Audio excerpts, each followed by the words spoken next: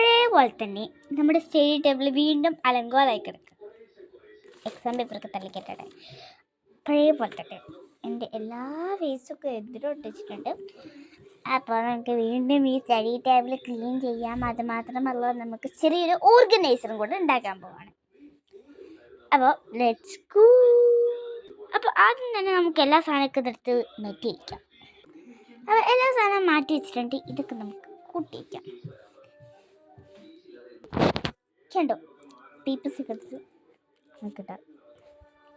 നമ്മുടെ table clean ചെയ്തിട്ടുണ്ട്. ഈ നമുക്ക് ചെറുതായിട്ടൊന്ന് തുടച്ചെടുക്കാം. നമ്മുടെ ടേബിൾ നമ്മൾ പറഞ്ഞ പോലെ തന്നെ തുടച്ചെടുത്തിട്ടുണ്ട്. ഇനി നമുക്ക് എല്ലാ സാധനവും കൂടെ ടേബിളിൽ വയ്ക്കാം. അപ്പോൾ കണ്ടോ, ഞാൻ ഉണ്ടാക്കിയ എല്ലാ സാധനവും ഇവിടെ തന്നെ. ഇതിനാണ് ഉണ്ടാക്കിയല്ല, ഇതിനാണ് ഉണ്ടാക്കിയത്. ഞാൻ ഉണ്ടാക്കിയതല്ല. ഈലിട്ട എല്ലാ സാധനവും ഞാനും ഉണ്ടാക്കിയതല്ല, ഇതിനാണ് ഉണ്ടാക്കിയാണ്. അപ്പോൾ നമുക്ക് ഇതെല്ലാം കൂടെ ഒന്ന് ഓർഗനൈസ് ചെയ്യാം. അപ്പോൾ നമ്മുടെ ഈ ഒരു ബോക്സ് നമുക്ക് ഈ സ്ഥലത്ത്, എൻ്റെ അതേ സ്റ്റഡി ടേബിളാണ്. ഇങ്ങനൊരു ക്യൂട്ട് ഓർഗനൈസ് പ്ലേസ് പറഞ്ഞുതരാം. ഇത് ബോക്സ് എല്ലാം ഉണ്ടെങ്കിൽ ഇങ്ങോട്ടേക്ക് വയ്ക്കാം, അല്ലെങ്കിൽ ഇങ്ങനത്തെ ഷെൽഫെല്ലാം ഉണ്ടെങ്കിൽ അതിൽ കയറ്റി വയ്ക്കാം. പിന്നെ ഞാൻ ഉണ്ടാക്കിയ ഫോട്ടോ ഫ്രെയിംസൊക്കെ ഇങ്ങോട്ടേക്ക് വെച്ചിട്ട് ഇത് കടക്കാം. ഓക്കെ, നമുക്ക് ഇതിവിടെ വയ്ക്കാം. ഇതൊരു ചെറിയൊരു ബോക്സാണ് കാര്യങ്ങളൊക്കെ സേവ് ചെയ്ത് വയ്ക്കാനുള്ളത്.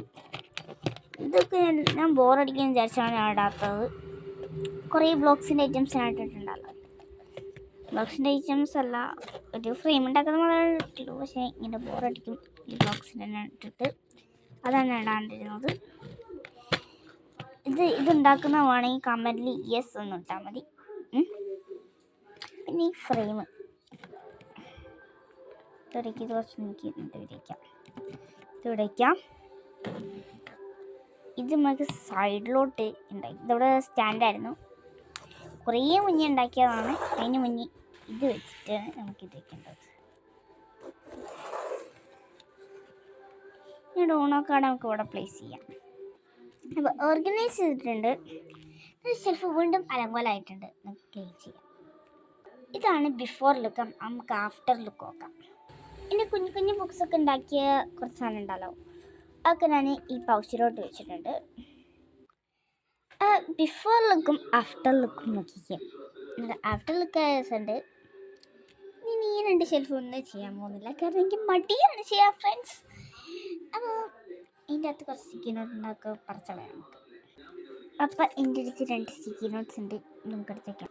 ഞാൻ അടുത്ത് വെച്ചിട്ടുണ്ടല്ല, അതൊക്കെ ഓർഗനൈസ് ആയി. അപ്പോൾ നിങ്ങൾ കമൻറ്റ് ബോക്സിൽ പറയണം ഇത് നിങ്ങൾ കാണിച്ചത് ഏത് കാർഡാണ്. ഓക്കെ, അത് നല്ലപോലെ ഈസിയിലാണ് കാണിച്ചു തന്നിരിക്കുന്നത്. ഒന്ന് കാണിച്ചു തരാം, നല്ല ഈസിയാണ്. ഇത് കമൻറ്റ് ബോക്സിൽ പറയണത് ഏത് കാർഡാണ് ഞാൻ ഇപ്പോൾ കാണിച്ചത്. ഇന്നൊരു ക്രാഫ്റ്റ് നമ്മുടെ ഓർഗനൈസർ സംഭവമല്ലേ, അത് നമുക്ക് ഈ പെട്ടി വെച്ചാണ് ചെയ്യാൻ പോകുന്നത്. ഇപ്പം നല്ല വലിയ ബോക്സ്,